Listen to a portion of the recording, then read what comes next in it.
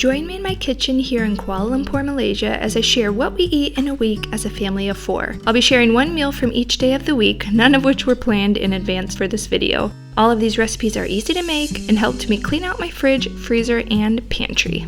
Okay, let's start with Monday. So here's a look into my fridge. I've got kids playing in the background. It's very random and I just want to get through a bunch of weird stuff. For now, let's clean out some of this bread, and we are gonna have grilled cheese with that soup back there. So this lunch will clean out some soup, 1 bag of bread, and all of our vegan cheese, so that will be great. Yes, we are hungry. It is lunchtime. I'm gonna make these sandwiches. Both of my kids actually hated tomato soup the first few times I gave it to them, but now that I have gotten so much better at making tomato soup, I make it nice and creamy with cashews, and I always pair it with a grilled cheese so they can dip it. They both ask for tomato soup and grilled cheese often. They could eat it multiple times a week and not get sick of it. So we were all very happy about these leftovers. Oh, skill. I just didn't burn it this time. Oh, that is a beautiful grilled cheese. So I also discovered these butter beans. I'm gonna put that in my husband and my soup. And we've got vegan parm. So we're just making it work. This is just almond flour, nutritional yeast, garlic powder, and salt. That soup is so good. So I have a ton of canned goods up here. And I thought I had chickpeas, but I think I just have butter beans. But that'll be fine. I'm going to make potato curry with these. Hopefully it's okay to eat once I peel and cut them up, these very ready to be eaten potatoes. So this is the next main thing I want to use up so that I don't waste it. So I'm going to use these potatoes, some butter beans, some chopped tomatoes, coconut milk way up there. And I also want to work my way through all my garlic and onion just so that I make sure I don't miss like a head of garlic and it goes bad. So that's something I like to do fairly often. And with curry, I occasionally buy yogurt. Ideally it would be non-dairy, or I make my own coconut milk yogurt, but we have had this for a while. There's like a few tablespoons of good yogurt left, so I don't mind when I make naan if there's a few tablespoons of normal yogurt in it. It doesn't affect my skin or my stomach, so I want to kind of get this out of my fridge so I can make some homemade coconut yogurt. So I'm going to use this to make some fresh naan to go with our curry. Curry is another food that I love to make whenever I need to whip up a quick meal or use up a ton of leftovers, but it's also a meal that my kids don't care for. They still aren't crazy about it, even though they've lived in Asia their entire lives. Give them rice, give them noodles, give them other weird foods. They will devour it, but curry isn't their favorite.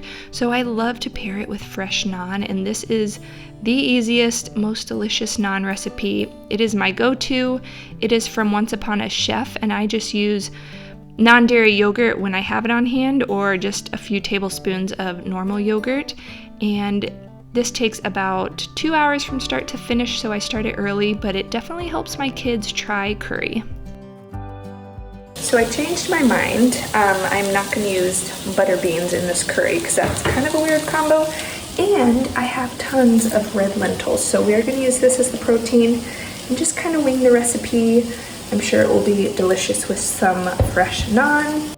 This curry ended up being delicious. My daughter actually liked it too because it had white potatoes in it, which she loves. So it helped her to actually try out this curry because of the potatoes. But I just sauteed some onion and garlic and ginger in a little coconut oil.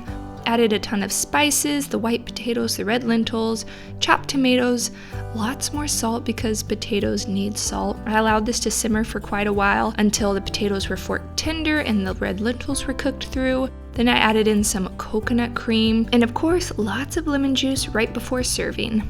That always makes it taste so good. It's been about an hour and a half, actually 2 hours. My dough has risen.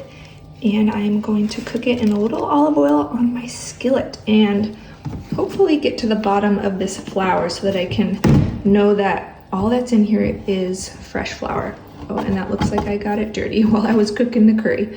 All right, let's make some naan. This naan bread is my go-to hosting bread whenever I am serving a soup or a curry to friends. I always make this naan bread on the side, and It is always a hit. My friends always ask for the recipe, so if you need a good side dish or a bread to serve at your next meal or your hosting gathering, definitely try out this naan. You can make it dairy-free very easily by using non-dairy yogurt.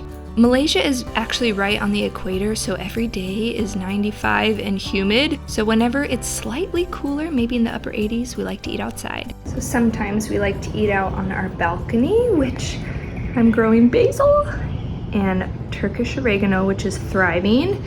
And then my cilantro plant, which last time we just picked off of it and put it right on our curry. I had to get rid of a bunch because it has some bugs. We won't be eating it tonight, but I'm gonna see if the bugs will go away and we can still salvage it. We'll see. I am a new gardener, so just excited things are growing. We got rid of all the potatoes. This yogurt will be gone. This is what my husband and the kids would put on their curry. And then we have a little bit of this cilantro lime sauce from my last video or a couple videos ago. We just have a little bit left, so I'm gonna put that on my curry. I love this sauce on curry. It just pairs really well because it's already got cilantro in it and lots of citrus. So this is gonna be dinner. No rice needed because we've got naan and potatoes. So yum, my kids love fresh naan, and you can make it with dairy-free yogurt as well, which normally I would do if I had it. And then homemade kombucha. So yum, quite a feast. Here is the recipe for this potato red lentil curry because it turned out so delicious and I will definitely be making it again.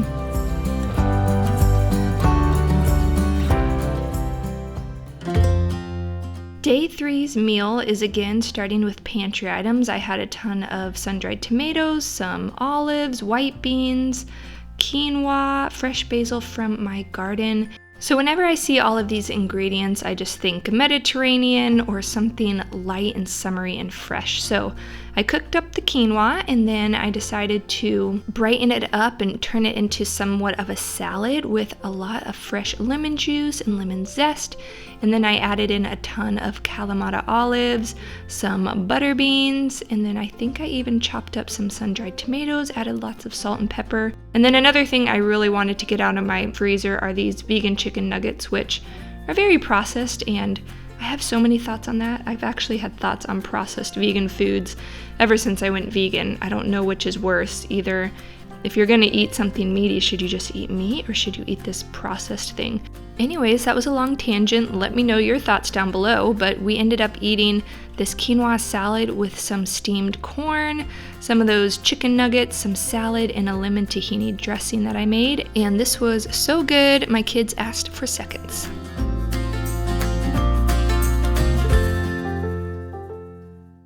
So some other foods I really want to get rid of is I have a sauce in here that I need to thaw, and then these are not my favorites, but we need to eat them so I can get them out of my freezer. So we're gonna have some Buddha bowls with tofu, this crack sauce, which is made with tahini and soy sauce and other stuff, and these veggies on the side.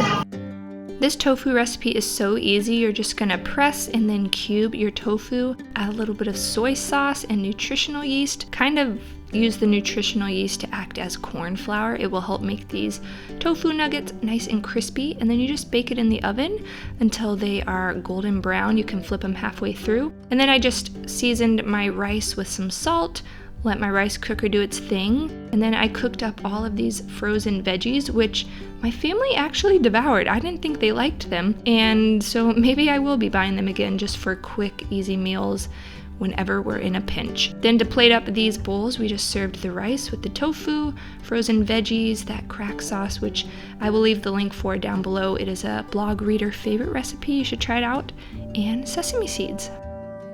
On the 5th day, I wanted to use up some old jam that I had in my fridge that I hadn't thought of and just wanted to get out of my pantry, so I made some oatmeal jam bars. This is one of the easiest recipes. All of my friends always ask for the recipe when I serve them somewhere. They're just kind of a universally loved dish, and my camera was sliding as I was filming this and I didn't realize till the end. But basically you're gonna make an oat and flour mixture, put most of that on the bottom, spread over your favorite jelly. I used a mix just to get some jams out of my fridge. I had guava and mango and pineapple, so it was very tropical. And then you're gonna sprinkle some more of the batter on top, press it into the jam, and bake these, and they are good for breakfast, snacks, or even dessert. And most nights while I'm cooking, I enjoy homemade kombucha. This is a recycled kombucha bottle. This is definitely homemade. It's so easy. I believe I shared it in my last meal prep video, so oh yeah, as you can see, it was a good batch and it's so incredibly cheap and tastes amazing. So I'm gonna enjoy this while I whip up some pizza dough. Pizza is often not thought of as an easy meal, but I have a whole wheat, no yeast, no rice pizza dough on my blog that is my go-to whenever I just want a quick meal. And pizza is also a great way to use up random leftovers, whether you have a sauce like pesto, marinara, any kind of pasta sauce is great on a pizza as a base, and then you can just put on whatever random veggies or proteins you have on hand. It is so satisfying to grow your own food. Let's pick some of this beautiful basil, and maybe a leaf or two of this Turkish oregano. It smells so good. All right, some oregano, and this is super strong, so I'm just gonna take one leaf. Wah! We'll wash it. All right, so satisfying. Let's go make some green sauce. I've had quite a sweaty day, which is usual in Malaysia. If you hear lots of screaming, my kids are in this hallway learning to ride bikes, and it's crazy, so maybe we'll do a voiceover, but I'm gonna start with some garlic, a good pinch of salt, of walnuts in my processor. We are gonna process this until a meal forms. I drained a bunch of the water out of my frozen spinach, so it doesn't look like much, but still get some more veggies in us. Got all my fresh basil and my one oregano leaf, which could have been a bad decision. We will find out. And I'm also gonna clean out some of this from my fridge, some vegan parm, some lemon juice, drizzle in some olive oil as it's running, and then taste it. This is what it's looking like. I'll taste it and adjust, and then let's make some pizza. I just tasted it and it's so good, but it needs more oil. So one thing my sister introduced me to during the wonderful year that I got to live with her during COVID was something called pizza show night. So every Saturday night we would order in pizza, let the kids watch a show while they ate it, and then once they went to bed we would order in just something different, something exciting for us adults. And it was just such a restful evening. I looked forward to it every week. We could hang out in peace and quiet, have a conversation over a meal, watch a show, and it always meant no cooking for us. So we have continued that tradition here. We let our kids watch one show a week on Friday nights, and usually it's just leftovers, or if I'm feeling excited to cook, I will use the time that they are watching the show to spend some more time being creative in the kitchen, and that is what happened this night. I made two kinds of pizzas. One was a green pizza with lots of green veggies and vegan cheese on top, and the other one was just your classic margherita pizza, and everyone loved this dinner. All right, the last recipe I'm going to show you is for sourdough discard pancakes. These are vegan.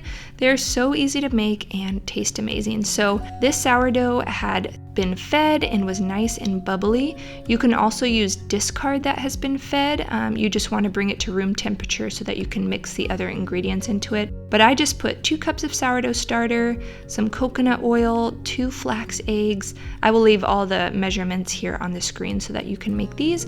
I'll also leave the link to the recipes down below. Added some baking soda right at the end to make this pancake batter nice and fluffy. And then I just cooked these up, and these are definitely my family's favorite pancakes. I love that the dough has all been fermented for a little bit of time, and it's a great recipe to use up a lot of sourdough discard if you are a sourdough mom and enjoy baking. We just enjoyed these pancakes the classic way with some butter and maple syrup, and after we ate these pancakes, my fridge was pretty empty. Definitely need to go to the store ASAP. If you guys enjoyed seeing what we eat in a week as a family of 4 here in Malaysia, please give this video a thumbs up. Don't forget to subscribe and watch this What I Eat in a Week video next.